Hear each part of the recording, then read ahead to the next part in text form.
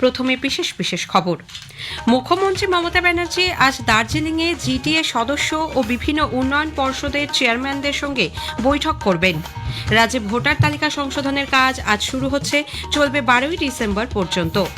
এ রাজ্যের 6টি বিধানসভা আসনের উপনির্বাচনে আগামীকাল ভোট গ্রহণ, এর জন্য শেষ মুহূর্তের প্রস্তুতি চলেছে জোর কদমে।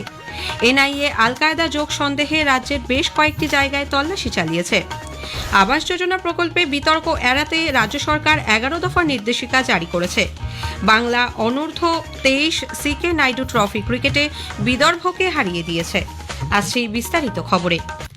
মুখ্যমন্ত্রী মমতা ব্যানার্জি আজ দার্জিলিংয়ে জিটিএ সদস্য ও বিভিন্ন উন্নয়ন পর্ষদের চেয়ারম্যানদের সঙ্গে বৈঠক করবেন। আগামীকাল দার্জিলিংয়ের চৌরাস্তায় সরস মেলার উদ্বোধনের কর্মসূচি রয়েছে তাঁর।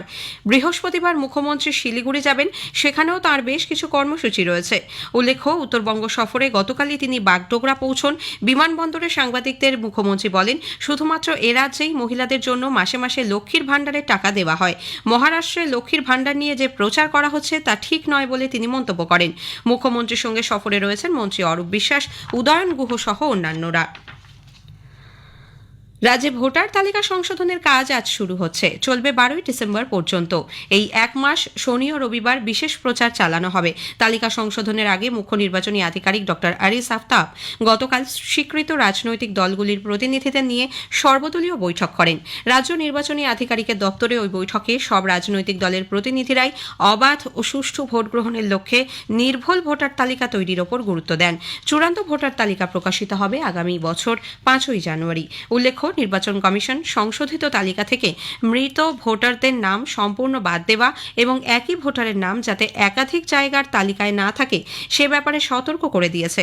2025-এর 1 জানুয়ারি যাদের বয়স 18 হবে তারাও এবার ভোটার তালিকায় নাম তুলতে পারবেন বলে কমিশন সূত্রে জানা গেছে। রাজ্যের 6টি বিধানসভা আসনের উপনির্বাচনে আগামীকাল ভোট গ্রহণ, এর জন্য শেষ মুহূর্তের প্রস্তুতি চলেছে জোর কদমে। কোচবিহারের সিতাই, আলিপুরদুয়ারের মাদারিহাট, উত্তর 24 পরগনার নৈহাটি ও হারোয়া, পশ্চিম মেদিনীপুরের মেদিনীপুর এবং বাঁকুড়ার তালডাংরা বিধানসভা কেন্দ্রের 15,22,000-এরও বেশি ভোটদাতা 42 জন প্রার্থীর রাজনৈতিক ভাগ্য নির্ধারণ করবেন। মেদিনীপুর, মাদারিহাট ও নৈহাটি কেন্দ্রে পুরুষদের তুলনায় মহিলা ভোটদাতার সংখ্যা বেশি। অবাধ ও সুষ্ঠু ভোট গ্রহণ সুনিশ্চিত করতে ব্যাপক নিরাপত্তার বন্দোবস্ত করা হয়েছে। মোট 108 কোম্পানি কেন্দ্রীয় বাহিনীর পাশাপাশি সমসংখ্যক কুইক রেসপন্স টিম ও রাজ্য পুলিশের সশস্ত্র বাহিনী মোতায়েন করা হচ্ছে। 100% বুথেই থাকছে ওয়েবকাস্টিং এর ব্যবস্থা। একটি প্রতিবেদন। সারা দেশের নজর যখন ঝাড়খণ্ড ও মহারাষ্ট্র বিধানসভা নির্বাচনের দিকে, তখন এ রাজ্যের 6 বিধানসভার উপনির্বাচনকে কেন্দ্র করে তুঙ্গে উঠেছে রাজনৈতিক উত্তাপ। আগামীকাল রাজ্যের 6 বিধানসভা আসনের উপনির্বাচনের ভোট গ্রহণ। যদিও মাদারিহাট ছাড়া এর মধ্যে সবকটি আসনই গত বিধানসভার ফলের নিরিখে রয়েছে তৃণমূল কংগ্রেসের দখলে। আরজিকর কাণ্ডের পর নিজেদের জনপ্রিয়তা প্রমাণ করতে এই উপনির্বাচন শাসক শিবিরের কাছে অত্যন্ত গুরুত্বপূর্ণ বলে মনে করা হচ্ছে। প্রসঙ্গত, এই 6 কেন্দ্রের মধ্যে গত বিধানসভা ভোটে তৃণমূল কংগ্রেস মাদারিহাটে ভোট পেয়েছিল 61,000-এর কিছু বেশি। সেই জায়গায় বিজেপির ভোট ছিল 90,000-এর কিছু বেশি। নৈহাটিতে তৃণমূল কংগ্রেস জয়ী হয়েছিল 77,000-এর বেশি ভোট পেয়ে। হাড়োয়ায় তৃণমূল কংগ্রেস পেয়েছিল 1,30,000-এর বেশি ভোট, সেই জায়গায় বিজেপি পেয়েছিল 38,000 ভোট। মেদিনীপুরে তৃণমূল কংগ্রেস 1,21,000-এর বেশি ভোট পেয়েছিল, সেই জায়গায় বিজেপির দখলে ছিল 96,000-এর বেশি ভোট। তালড্যাংরাতে তৃণমূল কংগ্রেস 92,000 ভোট পেয়ে জয়ী হয়েছিল। একইভাবে সিতাই বিধানসভা কেন্দ্রেও 1,17,000 ভোট পেয়ে জয়ী হয়েছিল তৃণমূল কংগ্রেস।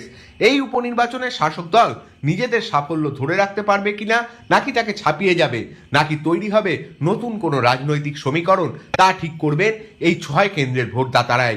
অভিরূপ ভট্টাচার্য, আকাশবাণী সংবাদ, কলকাতা। আল কায়দা যোগ সন্দেহে রাজ্যের বেশ কয়েকটি জায়গায় তল্লাশি চালিয়েছে এনআইএ। কোচবিহারের হলদিবাড়ির ধারানগরে বিশ্বজিৎ বর্মন নামে এক ব্যক্তির বাড়িতে গতকাল হানা দেয় এনআইএর দল। বাইরে ছিল কেন্দ্রীয় বাহিনী। ওই যুবক বাড়ি না থাকায় তার মাকে প্রায় 3 ঘণ্টা জিজ্ঞাসাবাদ করা হয় বলে সূত্রের খবর। জলপাইগুড়ির ফুলবাড়িতে এক ব্যক্তিকে দীর্ঘক্ষণ জিজ্ঞাসাবাদ করা হয়। প্রসাধন সামগ্রী বিক্রেতা ওই ব্যক্তি 1 বছর ধরে সেখানে ভাড়া থাকেন। তার আধার, মোবাইল সহ অন্যান্য নথিপত্র খতিয়ে দেখা হয়। এছাড়া মধ্য কলকাতার ক্যান্টোফার লেনে একটি বাড়িতে অভিযান চালানো হয়। আল কায়দা গোষ্ঠীকে মদত এবং অর্থ সহায়তার অভিযোগ উঠেছে সন্দেহভাজন এই ব্যক্তিদের বিরুদ্ধে। উদ্ধার হয়েছে বেশ কিছু অবৈধ কাগজপত্র। মূলত টাকা পয়সা লেনদেনের ব্যাংক অ্যাকাউন্ট সংক্রান্ত তথ্য আধিকারিকদের হাতে এসেছে। বিধানসভার আসন্ন অধিবেশনে কেন্দ্রের ওয়াকফ বিলের বিরোধিতা করে কোনো প্রস্তাব আসলে তা নিয়ে আলোচনা হতে পারে বলে অধ্যক্ষ বিমান বন্দ্যোপাধ্যায় জানিয়েছেন। সাংবাদিকদের গতকাল তিনি বলেন, বিধানসভার কার্য উপদেষ্টা কমিটির বৈঠকে এ বিষয়ে চূড়ান্ত সিদ্ধান্ত নেওয়া হবে। ২৬ তারিখ সংবিধান দিবস উপলক্ষে তা নিয়ে আলোচনা হবে বলেও তিনি জানান। উল্লেখ্য, আগামী ২৫শে নভেম্বর রাজ্য বিধানসভার অধিবেশন শুরু হচ্ছে। স্থানীয় সংবাদ শুনছেন আকাশবাণী কলকাতা কেন্দ্র থেকে। আবাস যোজনা প্রকল্পে বিতর্ক এড়াতে এবং তালিকা যাচাই প্রক্রিয়া সুষ্ঠুভাবে সম্পন্ন করতে রাজ্য সরকার ১১ দফা নির্দেশিকা জারি করেছে। পঞ্চায়েত দপ্তরের তরফে জারি করা এই নির্দেশিকায় বলা হয়েছে, অভিযোগ নিষ্পত্তি সেলে জমা পড়া সব অভিযোগ গুরুত্ব সহকারে খতিয়ে দেখতে হবে। যোগ্য ব্যক্তিরা যাতে বঞ্চিত না হন, তাই বাতিল হওয়া নামের তথ্য পুনরায় সরেজমিনে পরীক্ষার কথা বলা হয়েছে। প্রাপকদের নাম, ব্যাংক অ্যাকাউন্ট নম্বর ও আইডি সহ সমস্ত তথ্য নথিভুক্ত করার সময় বিশেষ যত্ন নিতে হবে। প্রাকৃতিক দুর্যোগে ক্ষতিগ্রস্তদের বাড়ির তালিকা তৈরি করতে হবে। বিপর্যয় মোকাবিলা দপ্তরের নির্দেশিকা মেনে এ ব্যাপারে মানুষকে সচেতন করতে পর্যাপ্ত প্রচার চালাতে বলা হয়েছে। গ্রাম সভা ও ব্লক লেভেল কমিটির অনুমোদন সহ সব নাম যথাযথভাবে সংরক্ষণ করতে হবে। নামের তালিকা যাচাইয়ের পর সব তথ্য এবং সুবিধা প্রাপকদের নাম তালিকায় রাখা ও বাতিলের সমর্থনে ছবি এবং ভিডিও সংগ্রহ করে রাখার কথাও নির্দেশিকায় রয়েছে। তরুণের স্বপ্ন প্রকল্পে ছাত্রছাত্রীদের ট্যাবের টাকা নিয়ে বেনিয়মের ঘটনায় স্কুলের প্রধান শিক্ষকদের গাফিলতিকেই দায়ী করেছে রাজ্য সরকার। পড়ুয়াদের ট্যাব কেনার জন্য প্রদেয় অর্থ অন্য অ্যাকাউন্টে চলে যাওয়া, একই অ্যাকাউন্টে দুবার টাকা ঢোকা সহ বিভিন্ন জেলা থেকে আসা একাধিক অভিযোগের প্রেক্ষিতে মুখ্য সচিব মনোজ পান্থ গতকাল নবান্নে রাজ্য পুলিশের ডিজি রাজীব কুমার, স্কুল শিক্ষা দপ্তরের সচিব বিনোদ কুমার সহ অন্য আধিকারিকদের সঙ্গে বৈঠক করেন। সরকারিভাবে বৈঠক নিয়ে কিছু না জানানো হলেও মুখ্য সচিব এই ঘটনায় অভিযুক্ত প্রধান শিক্ষকদের বিরুদ্ধে উপযুক্ত পদক্ষেপ গ্রহণের নির্দেশ দিয়েছেন বলে খবর। আগামী দিনে এই ধরনের ঘটনা রুখতে সমগ্র ব্যবস্থার আধুনিকীকরণ এবং আধার সংযুক্ত ব্যাংক অ্যাকাউন্টেই টাকা পাঠানোর কথা বলা হয়েছে। এদিকে বিজেপি নেতা দিলীপ ঘোষ বলেছেন, ট্যাবের টাকা আসলে নয়ছয় হয়েছে। এই ঘটনার তদন্তের দাবি জানিয়েছেন তিনি। হায়ার সেকেন্ডারি স্টুডেন্টদের যে ট্যাব দেওয়ার কথা হয়েছে, ১৬০০ কোটি টাকার যে স্ক্যাম হয়েছে ট্যাব নিয়ে, তারও তদন্ত হওয়া উচিত। সে টাকা গেল কোথায়? এখন বলছে হ্যাকাররা খেয়ে নিচ্ছে। আর কত অজুহাত দেবেন? ছাত্রছাত্রীদের ট্যাবের টাকা নিয়েও যারা দুর্নীতি করছেন, মানুষ তাদের কখনোই ক্ষমা করবেন না বলে সিপিআইএম এর কেন্দ্রীয় কমিটির সদস্য সুজন চক্রবর্তী মন্তব্য করেছেন।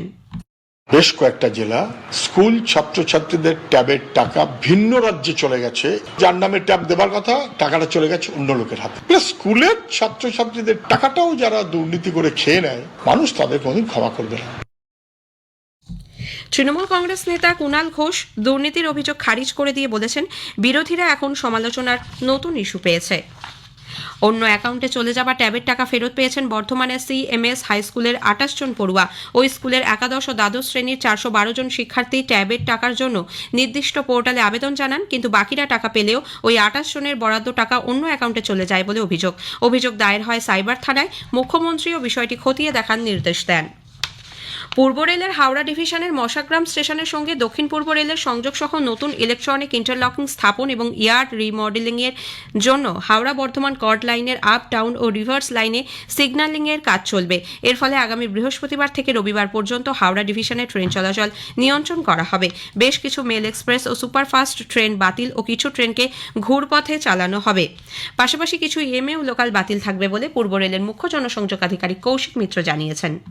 হাওড়া বর্ধমান শাখার আপলাইনে কর্ড লাইন 36811, 36815, 36821, 36825, 36829, 36833, 36835, 36839, 36847, 36851 এবং 36855 এই ট্রেনগুলি 14 তারিখ এবং 15 তারিখ ক্যান্সেল থাকছে।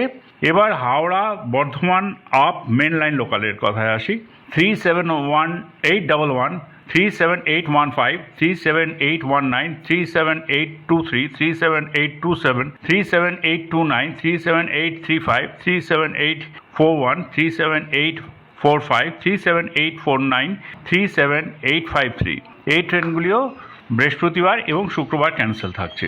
ব্যান্ডেল বর্ধমান শাখার যে ট্রেনগুলি ক্যান্সেল থাকছে সেগুলি হলো 37381, 37783, 37785 এবং শিয়ালদা ও বর্ধমান মধ্যে যে আপ লোকালটি ক্যান্সেল থাকছে 31151। হাওড়া ব্যান্ডেল শাখার ডাউন লাইনের ট্রেন যেগুলি ক্যান্সেল থাকছে সেগুলি হলো 37782, 37784, 37786 এবং বর্ধমান শিয়ালদা যেটা ডাউন সেটি হলো 31152। এটি বৃহস্পতিবার এবং শুক্রবার ক্যান্সেল থাকছে। বাংলা অনূর্ধ্ব 23 সিকে নাইডু ট্রফি ক্রিকেটে 36 রানে বিদর্ভকে হারিয়ে দিয়েছে। নাগপুরে 4 দিনের ম্যাচের গতকাল শেষ দিনে বিদর্ভ দ্বিতীয় ইনিংসে 143 রানে অল আউট হয়ে যায়। স্থানীয় সংবাদ শেষ হলো।